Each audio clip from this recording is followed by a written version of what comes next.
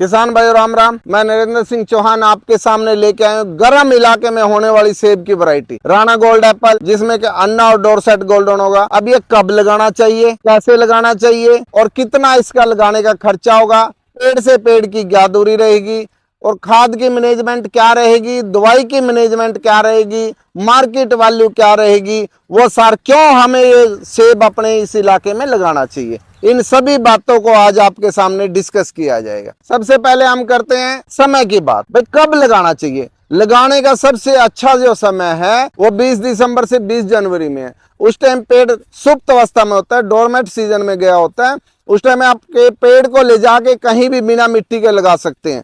जैसे ही नोट्स आएगी ये फुटाव ले जाएगा। अब करें डिस्टेंस की बात, तो आप लाइन से लाइन और पेड़ से पेड़ 20 फुट का अगर डिस्टेंस रखते हैं तो उन चारों के बीच में सेंटर में एक पौधा लगा देते हैं तो 180 के आसपास पेड़ आपके एक खेत में लग जाएंगे। ऐसे आप अच्छी इनकम अर्न कर सकते हैं, या फिर आप 15 बाय 15 पे भी लगा सकते हैं। अगर करें बात खर्चे की तो पेड़, खाद, दोनों चीजें लगा के 40,000 रुपया अगर आपने फेंसिंग कर रखी है, फेंसिंग करना सबसे जरूरी है, उसके बीच में अगर आप लगाते हैं मात्र 40,000 में आप 1 एकड़ के पौधे लगा सकते हैं, खाद और लेबर सारा कुछ लगा करके। अगर हम बात करें भी क्यों लगाना चाहिए किसान को, तो मैं ये एक ही बात कहना चाहूंगा कि सबसे कम पानी चाहिए, बहुत कम पानी चाहिए। ड्रिप पे अगर आप लगा लेते हैं मात्र 2-2.5 घंटे में ही तीसरे दिन आप पानी देते रहें तो ड्रिप से बहुत कम पानी लगेगा। फ्लड इरिगेशन भी करते हैं तो भी कम से कम पानी लगेगा। खाल खाल में पानी काटना है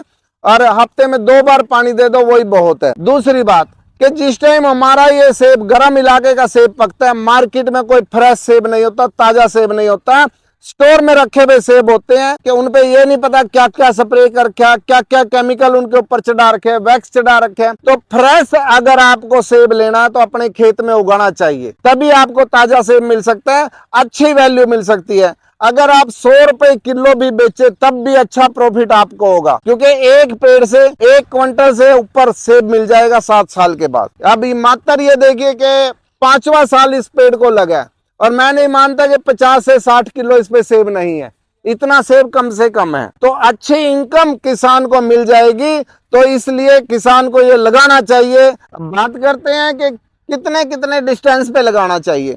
अगर आप 20 बाय 20 पे लगाते हैं तो 20 बाय 20 पे लगाने के बाद उसके चारों पेड़ों के बीच में सेंटर में एक पेड़ रखते चले जाइए तो अच्छा क्वांटिटी आपकी पौधों की लग जाएगी। या फिर आप 15 बाय 15 पे भी लगा सकते हैं, क्योंकि इसकी आए साल काट छांट होती है।